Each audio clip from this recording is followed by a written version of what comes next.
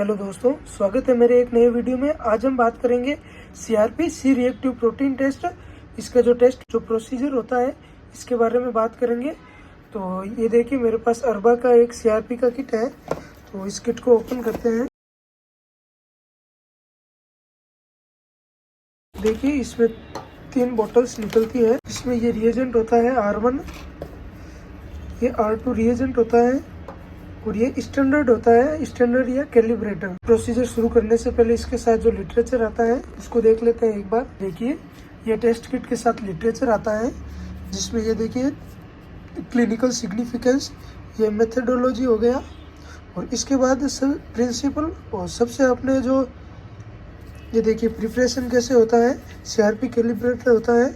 इसको जो सीआरपी का जो कैलिब्रेटर है उसको बनाने के लिए इसको reconstitute with 1 ml of distil water with gently mix and incubate at 10 minute room temperature. तो इसका ये जो कैलिब्रेटर है इसे बनाने के लिए इसमें 1 ml डिस्टिल वाटर डालना होता है और नॉर्मली जेंटली मिक्स करके इसको 10 मिनट के लिए इंक्यूबेशन पर रखना होता है रूम टेम्परेचर पर। इसके बाद देखिए ये स्टोरेज एंड स्टेबिलिटी बताई गई है, जिसमें किट का जो रिएजेंट है उसको स्टोर करना इसके बारे में बताया गया है। इसके बाद देखिए जो सैंपल्स है वो किससे लगता है, फ्रेश सीरम से लगता है और स्टेबल 7 डेज 2 से 8 डिग्री सेल्सियस और 3 मंथ्स 8 - 20 डिग्री सेल्सियस। तो इसके बाद ये देखिए ऐसा पैरामीटर्स है जो कि प्रोसीजर में सबसे मोस्ट इम्पोर्टेंट होता है।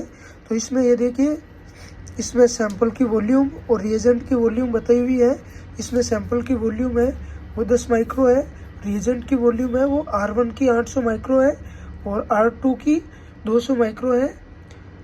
और ये जो वॉल्यूम होती है इसमें सैंपल की अगर वॉल्यूम हम 5 माइक्रो ले रहे हैं तो रिएजेंट की R1 की 400 माइक्रो और R2 की 100 माइक्रो भी ले सकते हैं। लैग टाइमिंग 5 मिनट का होता है और किटेनिक इंटरवल होता है वो 120 मिनट का होता है। बाकी रिएक्शन टेम्परेचर 37 डिग्री सेल्सियस पे होता है। इसके बाद देखिए ये ऐसे प्रोसीजर भी दिया हुआ है। इसमें इसकी जो कन्वर्जन यूनिट होती है इसको mg/लीटर में कन्वर्ट करने के लिए mg/dl × 10 करना होता है। इसके बाद देखिए इसकी जो नॉर्मल वैल्यू है वो दी हुई है। तो इसकी नॉर्मल वैल्यू mg/लीटर में 6 तक होती है और mg/dl में इसकी वैल्यू होती है वो 0.6 होती है। चलिए अब इसका जो टेस्ट प्रोसीजर है वो शुरू करते हैं।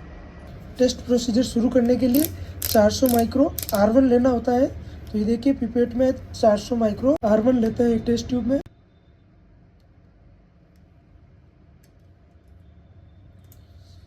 और जो R2 होता है वो 100 माइक्रो लेना होता है।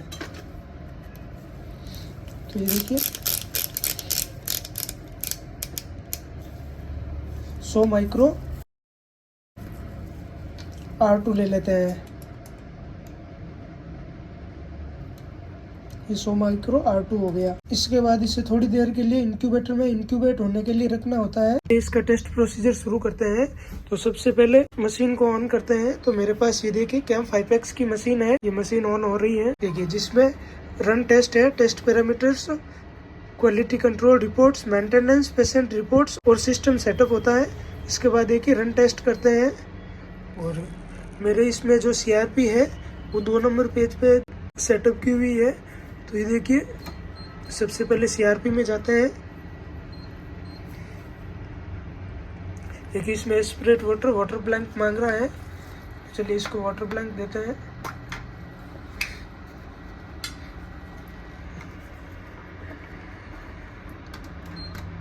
चलिए डिस्टिल वाटर एस्पिरेट करते हैं। ये रिमूव का बॉडी है तो इसको डिस्टिल वाटर को रिमूव कर देते हैं। इसके बाद देखिए यहाँ पे एस्पिरेट स्टैंडर्ड लिखा हुआ आ रहा है। सीआरपी का किट है वो अगर कैलिब्रेट के तौर पे लगा रहे हैं स्टैंडर्ड के तौर पे, तो इसको डायरेक्ट जो कैलिब्रेटर होता है ये लेके इसमें मिक्स करके लगाना होता है। तो हमें डायरेक्ट सैंपल लगाना है तो इसके लिए इसको यहाँ से नो करना होता है। यहाँ पे एस्पिरेट सैंपल लिखा हुआ आ रहा है। तो इसके बाद ही ये जो सैंपल है इसको रिएजेंट में मिक्स करके एस्पिरेट करना होता है। सैंपल की वॉल्यूम 5 माइक्रो की हुई है। तो ये देखिए 5 माइक्रो सीरम लेना होता है। ये 5 माइक्रो सीरम ले लिया और इसके अंदर अच्छी तरह से मिक्स करके एस्पिरेट कर देते हैं।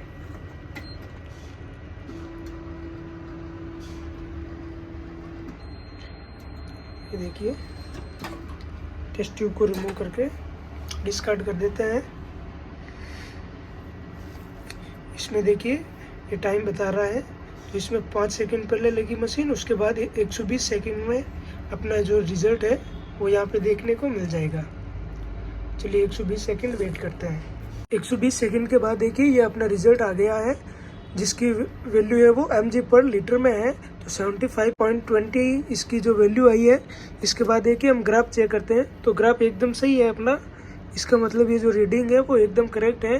पेशेंट में कोई भी तरह का वायरल इन्फेक्शन हो सकता है।